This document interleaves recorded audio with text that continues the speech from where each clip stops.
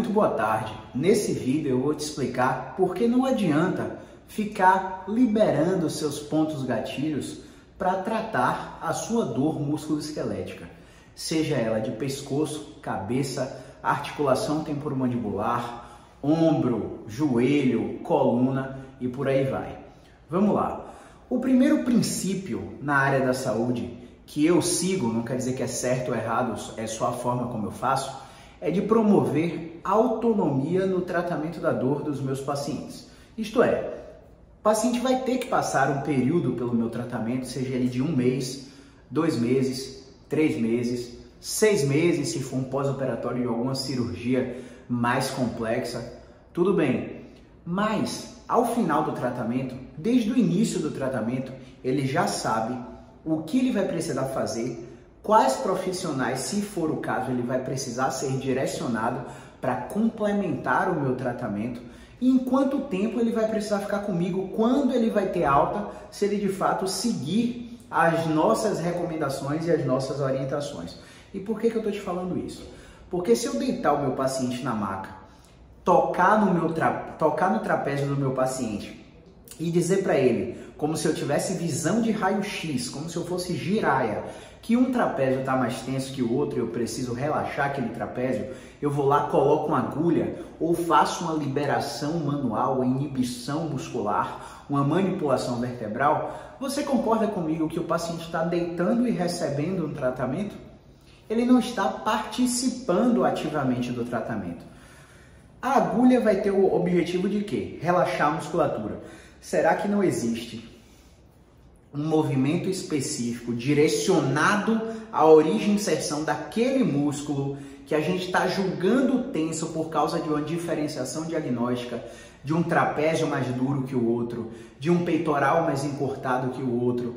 Será que não existe um movimento que eu possa ensinar para o meu paciente para que ele, sozinho, sem precisar de mim, consiga relaxar o trapézio dele, relaxar a TM dele, relaxar o ombro dele, relaxar a coluna dele, sozinho?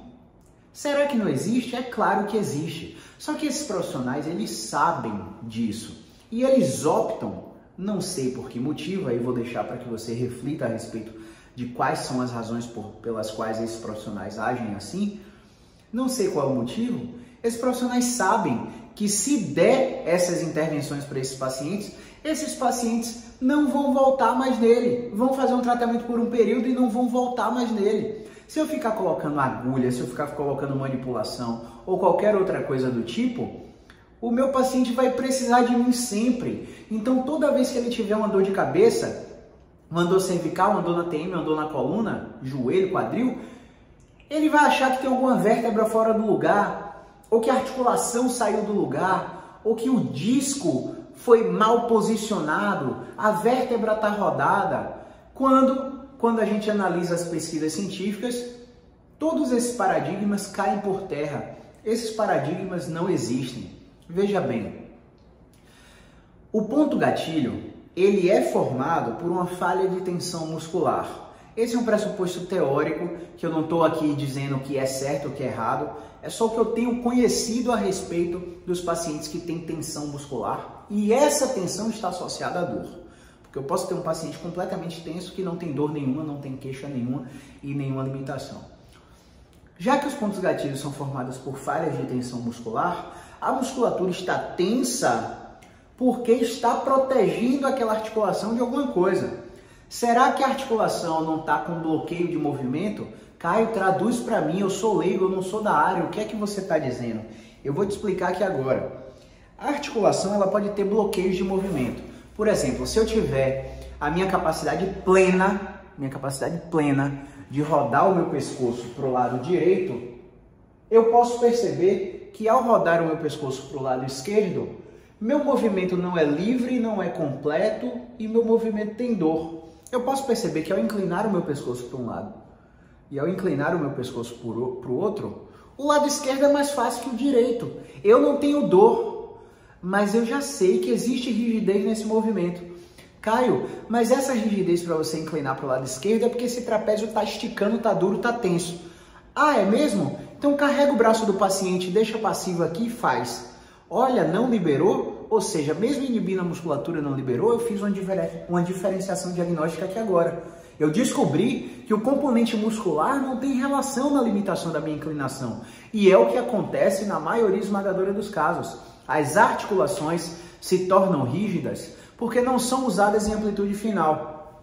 E aí, o que acontece? A musculatura começa a entrar em uso excessivo. E um comportamento que mais perpetua o uso excessivo dessas articulações é o paradigma da postura. Se você é profissional da saúde e não tem a limitação da língua inglesa, você vai colocar aí no JOSPT, Journal of Orthopedic Sports Physical Therapy, e você vai buscar aí um editorial da JOSPT escrito assim: Sit up to straight.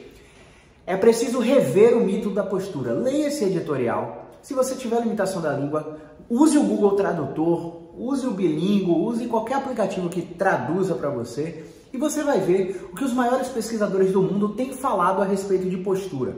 Gente, correção postural através de técnicas de reeducação postural global, técnica essa que eu tenho na minha formação, mas não me lembro da última vez que eu utilizei um paciente, só são conhecidas aqui no Brasil e na França, onde o criador fez essa técnica.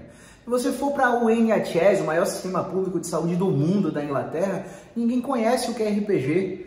Se você for para os Estados Unidos, ninguém conhece o que é RPG. A postura correta não existe.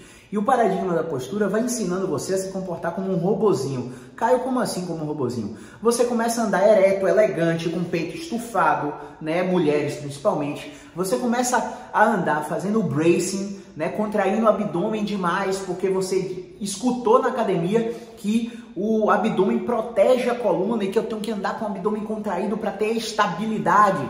Estabilidade, termo este preconizado por um dos maiores fisioterapeutas do planeta Terra, o Paul Rodgers, que chegou no Low Back Pain Forum, o maior fórum internacional de dor lombar, chegou lá numa palestra e simplesmente erradicou aquele termo.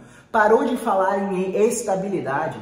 Quando eu falo para o meu paciente com dor que a articulação dele está instável, eu começo a gerar um medo. Olha, meu Deus, tem algo errado na minha articulação, eu vou me mover devagar, eu vou me mover com cautela, eu vou ficar hipervigilante, massageando meu trapézio o tempo todo e condicionando cada vez mais a resposta dolorosa no meu paciente. Faz sentido para você? Se faz, deixa aqui nos comentários, aproveita e para o vídeo, clica aqui no curtir, curte esse vídeo no YouTube que ajuda a mandar essa mensagem para mais pessoas, encaminha esse vídeo para alguém que precisa entender por que ficar liberando pontos gatilhos não vai tratar ele a longo prazo, vai deixar ele cada vez mais dependente de tratamento.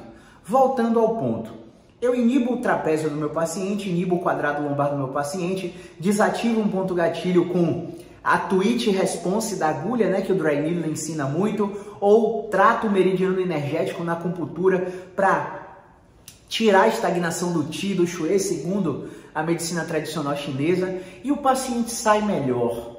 Claro que ele sai melhor. Por que ele sai melhor, pessoal? Porque existe um efeito neurofisiológico da agulha que é detectado pelo sistema nervoso como agente ameaçador, como sistema agressor. Então, se tem algo errado com aquele tecido que está sendo ferido pela agulha, eu vou liberar opiáceos endógenos na minha corrente sanguínea e vou promover analgesia para combater aquela agulha que está sendo perfurando o tecido musculoesquelético.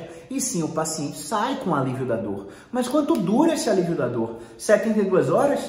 24 horas? E quando a dor voltar no outro dia de manhã em casa, o que é que esse paciente faz?